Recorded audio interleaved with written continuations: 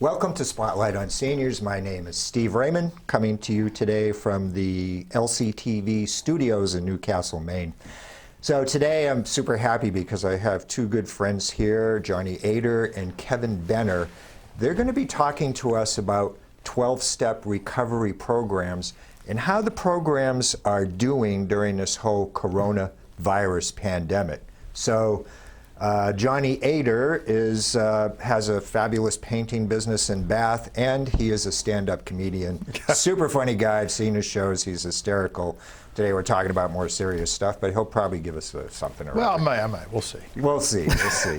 And Kevin Benner. Kevin's been a good friend for 6+ years because we knew each other working together at the Lincoln Home.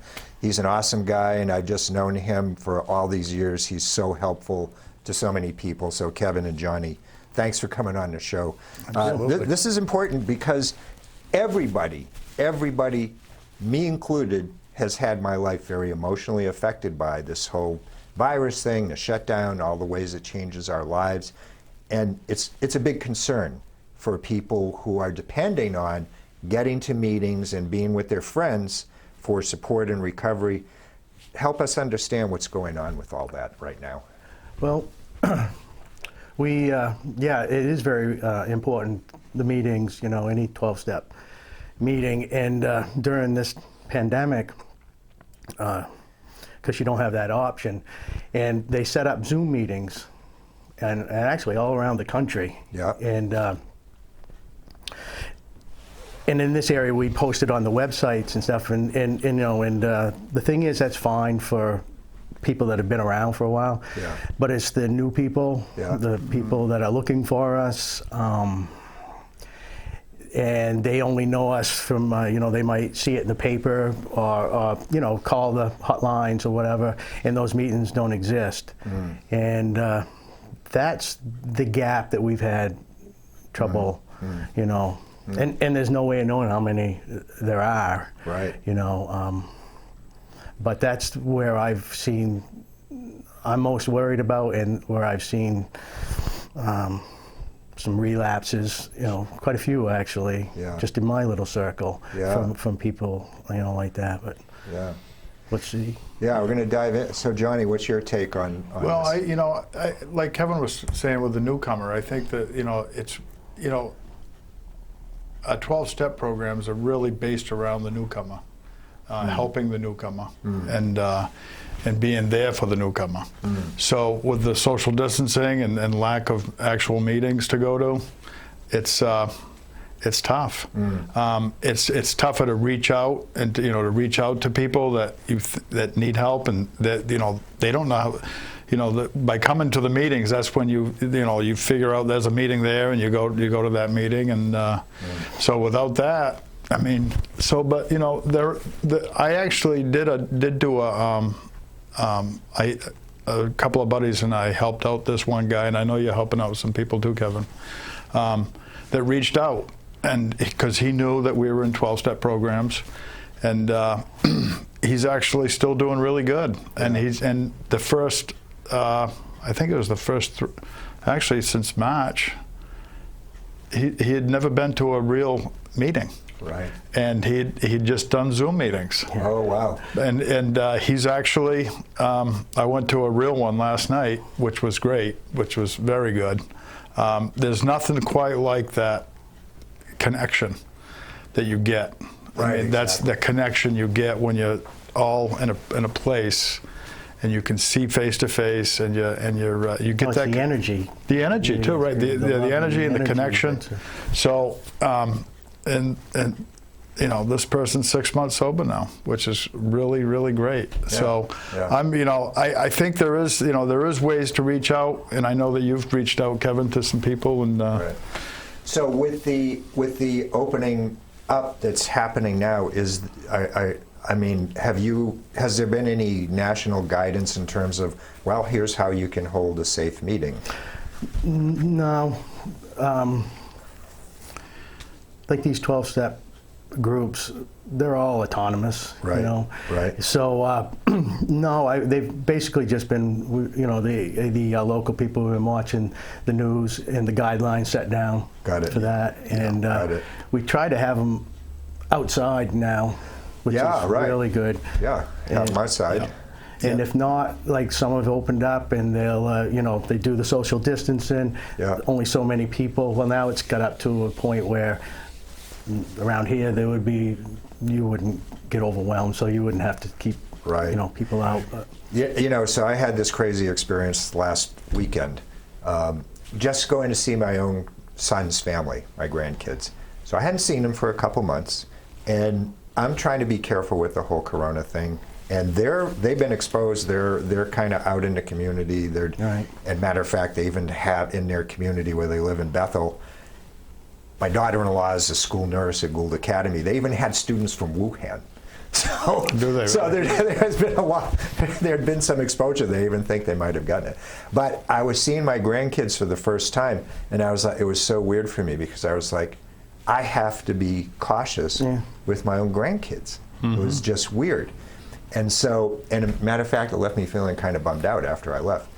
And so I'm like, I totally get that in the community that you're in, the kind of camaraderie and being able to share a hug if that's what's going on, and being able to share personal energy, it's a big, huge thing for people. Yeah. You know, as part of the recovery process. it is, and that's where I've had some difficulty during this time. Not being able to see someone one-on-one, just talking to them over the phone. Right. It's not the same. I don't, you know, Right. for them, Right. you know, or me. Right. But when you're face to face with someone, they can feel you and, you know, sense that you know what they're going through. Yeah. And like on the phone, it's just words. It is. Yeah. It is. Yeah. So, but even with those limitations, though, what kind of like if you were offering general advice to someone right now that's watching this that might be white knuckling it a little bit, you know, they're having a tough time, they don't want to relapse. What kinds of advice do you have for Well, people? I would say definitely hit a Zoom meeting, and there's a bunch of them online that you could find. Yeah. Yeah, you can just inject, like they can go to na.org or aa.org, whatever, Yeah. you know, their issue is, and on those websites they will give that information Right, the out. virtual meetings, virtual meeting list. I mean, it's better than nothing. Yeah. It's better than just white knuckling it. Yeah. And even though, like this, my buddy that, you know, he's been clean for 6 months. Yeah. He only hit Zoom meetings. I mean, for the first, Right. you know, 3 or 4 months, and Right. but he's doing good. I mean, and it does work. I mean, it's definitely not the same. You know, Yeah. definitely not the same. But Yeah. it's better than nothing. And you know, don't you think, Kev? Yeah, it is. You know, better than just sitting at home thinking, oh, I don't have any way out. And during one of the Zoom meetings too, you do have people. They ask if there's newcomers, and so they'll give out their phone number and stuff like that, which is Right. good. So. Right. So is there any thing like for the local meetings here? Do you see anything happening? Trying out in-person meetings? Oh, they have. There's been a few that have been opening up a little. That is you know. starting to happen now. And they're, to my knowledge, at the same time, they're still doing the Zoom meetings on the same meeting. So other people can attend. Right, but it's their own. The Zoom meetings aren't being shown from the meeting itself, the meeting location. It's like 2 separate meetings, but at the same time with the same, you know, with some of the group members. Got it. Yeah. So in a typical meeting, what's the? I mean, is it like you're teaching content, or it's just people sharing stories, or Yeah. in support? And give us a sense of It's really experience, strength, and hope. I mean, so when you share, you're sharing your own experience, and through that, you get somebody can identify, and they can say, "Boy, that sounds like me." And you know, they say to keep coming back until you hear your story, and somebody's going to eventually you'll hear your story, and. Yeah. That happened to me, and I'm sure it happened to Kevin too, where you know, all of a sudden you'll hear your story, and you just identify with that. But they say identify, don't compare.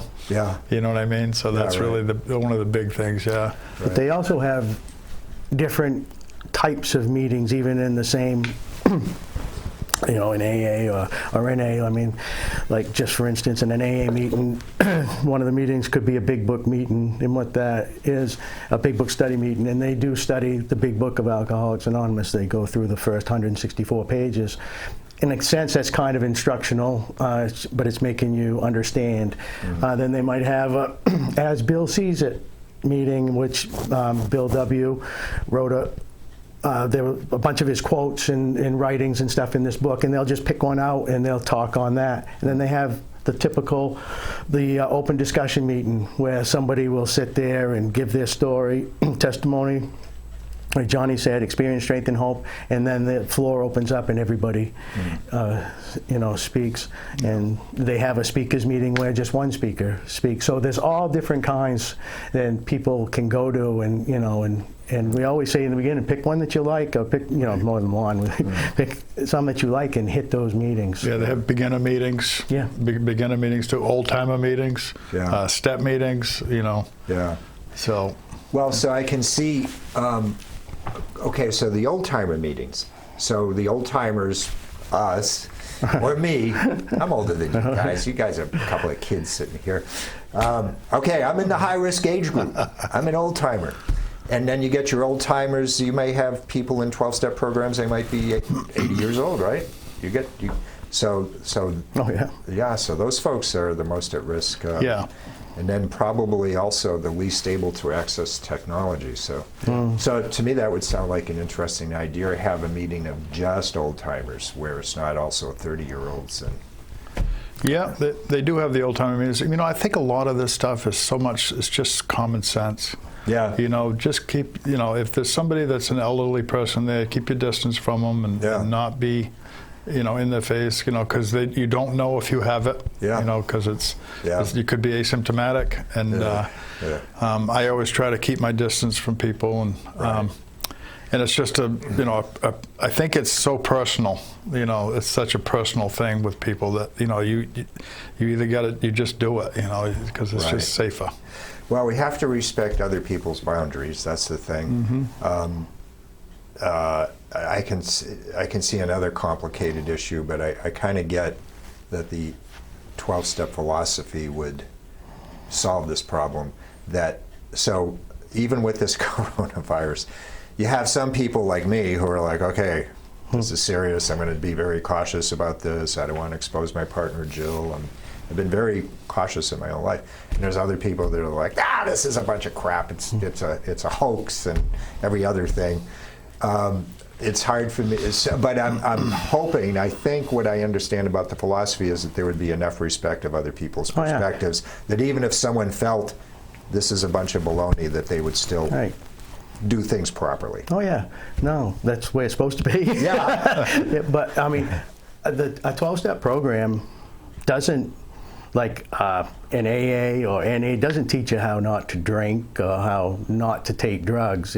The whole idea behind a 12-step program is teaching you how to live your life in such a way that you don't need it. You don't have the guilt. You don't have, you know, remorse and all that going on. You're not treating people like crap, you know. And if everybody, I've always said that if everybody did that, Yeah.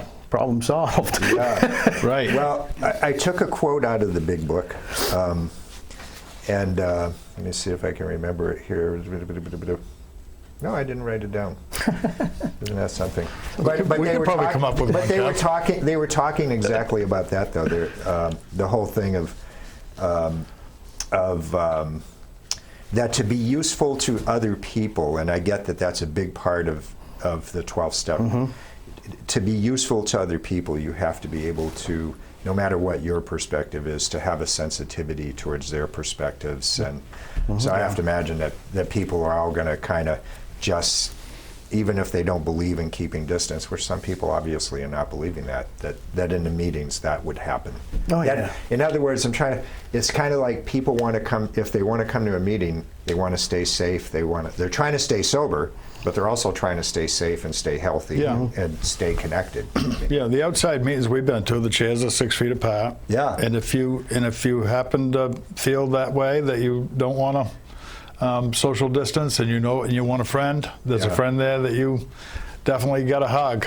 Yeah. You know, that's the risk that you take. That's right. You know, so That's it's right. a personal thing. I mean, it's, and I don't want, you know, I don't want to, people, you know, it's one of those things where you know, it's really an individual thing.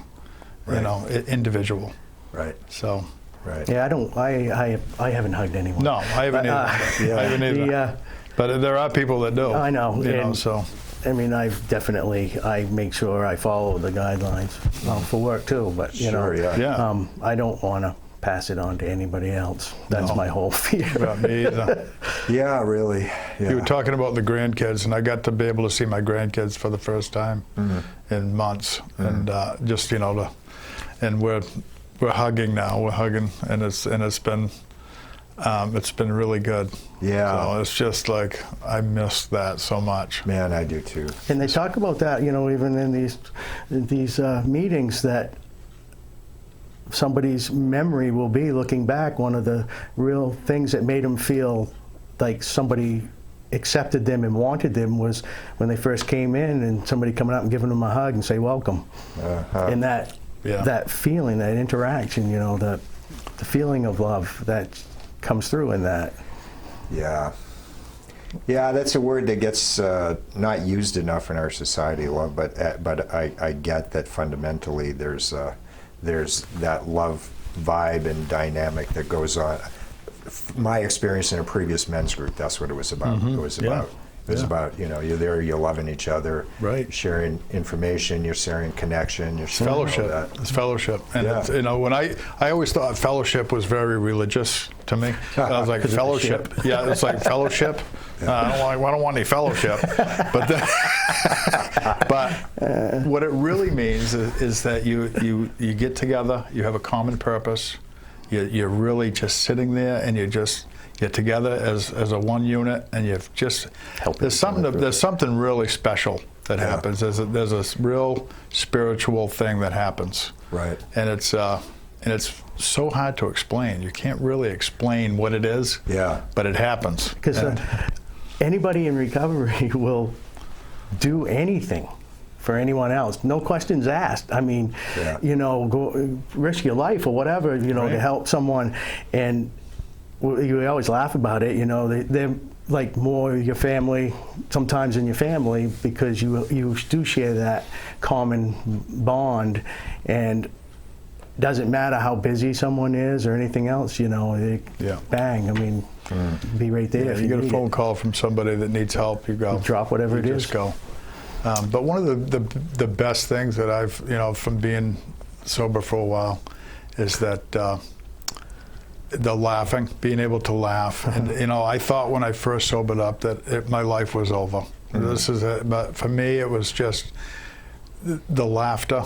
And there's a saying in AA that's we're not a glum lot, and we're definitely not. Uh-huh. We love to, you know. So anyway, I just, you know, for me, that's one of the, Kevin and I, you know, we hang out a lot, and one of the best things is being able to laugh a lot and to be, Yeah. you know, because that's spiritual. If you ask me, being able to laugh and have fun. you know. Have you ever heard of laughter yoga? No. There's actually a whole system of yoga where you just go in and you start by kind of contriving laughing, like, Right. man, before you know it, in 60 seconds, Right. you get a whole room of people just Right. like, People do that at my shows. They contrive their laughter. yeah. Yeah, no, Yeah, right. Right there. yeah, I know. Kevin's been to a show. Yeah. But so you had said something off camera that I didn't know about you. You said that doing the stand-up has been an important part of your recovery. Right, it has. I mean, well, first of all, there's no way I would ever be able to do stand-up if I wasn't in recovery. Yeah, right. I mean, it just would not have happened. Yeah. And so. You would have been up there, but Yeah, I would have been up there, but it wouldn't have been as, you know. Sure. I don't listen, and I'm not saying I'm the, you know, the best funny comic, and I know I'm not. Yeah. But I have fun with it, Yeah. and it's just been an added bonus to being sober. Yeah. I mean, and I know for a fact that if I wouldn't do it if I wasn't sober, I wouldn't be doing it. So. Because he picks people like me to hang around. As my mother says, I'm the best audience anybody could ever have. He's a great laugher. Yeah. He's definitely a good laugher. Yeah. He'll laugh at stuff that's not funny, which is really good. Yeah. Well, the other thing that I saw you doing recently that you wouldn't be doing if you weren't in recovery would be you wouldn't be standing 30 feet up on a ladder. No, I certainly wouldn't. No, Like, Johnny, what are you doing up there? you know. You wouldn't see me up there, and I've been in recovery. I took a climb up. I found it kind of scary. I was like, all right, I don't want to be up there. Yeah. Yeah. You know, ladders are one of those things you kind of get used to. And, you know, the big thing about a ladder is if you're scared, don't go up.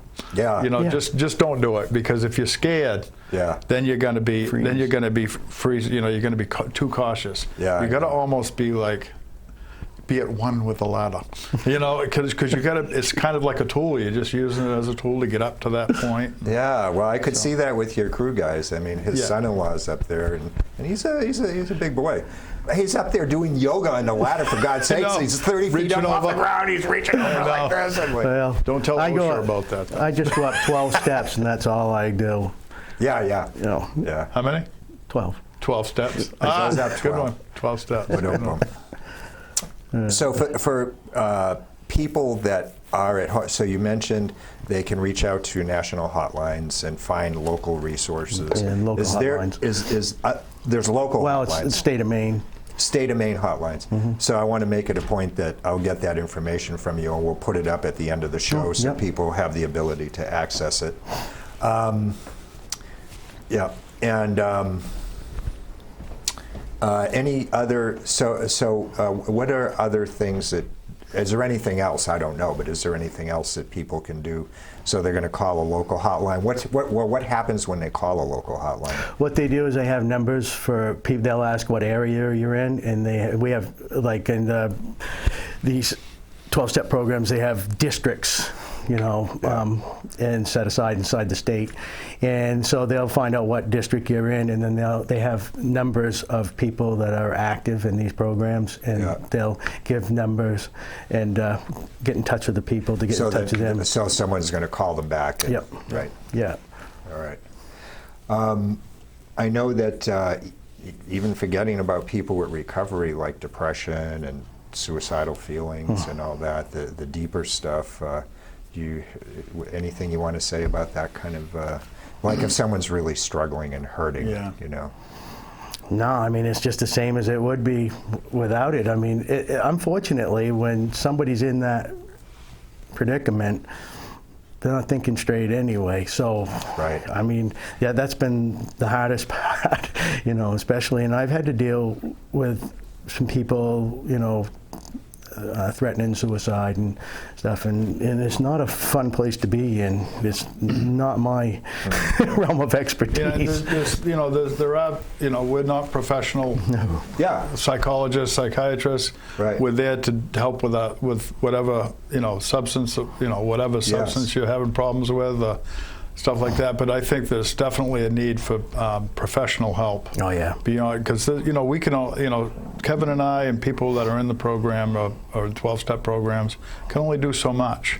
And if somebody's suffering from depression, there's other outreaches that they can go to. Right. But a lot of times, people that are, using a lot of substances or alcohol, that's all part of the depression. I mean, they're self-medicating and they're, so, I mean, it's very intertwined with somebody that's using and somebody that's, if they got depression. Yeah. There's a lot of people are dual diagnosed with, they have depression and substance abuse problems. So I think but there's definitely, maybe it might be a good idea to put up some, like NAMI. NAMI has like the mental health thing. Right. Yeah, that, National and Institute of put Medicine. that up on the thing too. I'll do that. We'll try to have a good resource list there. But there's definitely help out there for people that need it. Right. If anybody, I mean, like a couple people that I've had to get them I just get them in the hospital as soon as possible. You know, then if somebody's claiming suicidal thoughts, they'll put you right in. Yeah. I mean, at least get you there for. Yeah, you know, observation. it's so important because sometimes people just lose the ability to not do it. Right. And then there's a premature death. That's Right, yeah. You know, not to tell personal stories, but there was a particularly painful period of my life, fortunately decades ago now. And I actually wondered, it was like, man, am I edging towards actually doing this? Because I was so just deep in I've been an there. abyss of pain. And I wondered to myself, it was like God, I don't want to be headed down this path. But I kind of feel like somehow I managed to wait it out. And life evolved and things, you know, then I was able to kind of pull out and got a lot of support and help and reached out for help. Right.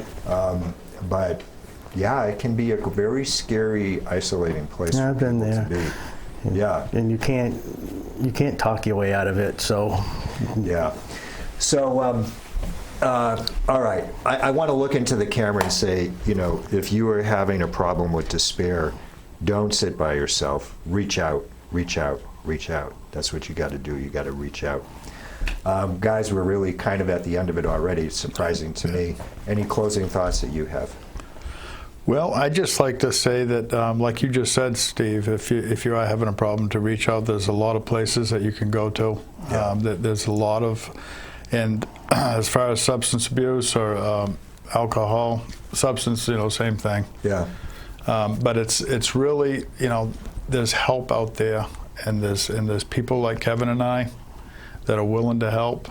And do what we can do. Yeah. And there's, you know, that's how the whole thing works, is Yeah. one person helping another. Right. Yeah, So- I just say that if anybody's watching this that's having a problem that knows me, get in touch with me, because if I can help you, I'll send you in the right direction. Yeah, I know that for sure, knowing you these years. Hey guys, thank you so Thank you. much. Thanks for It's having us. important what you're doing, and like your angels on the planet Earth here, doing the work you do. Thank you very much. It's another episode Spotlight on Seniors. See you next time.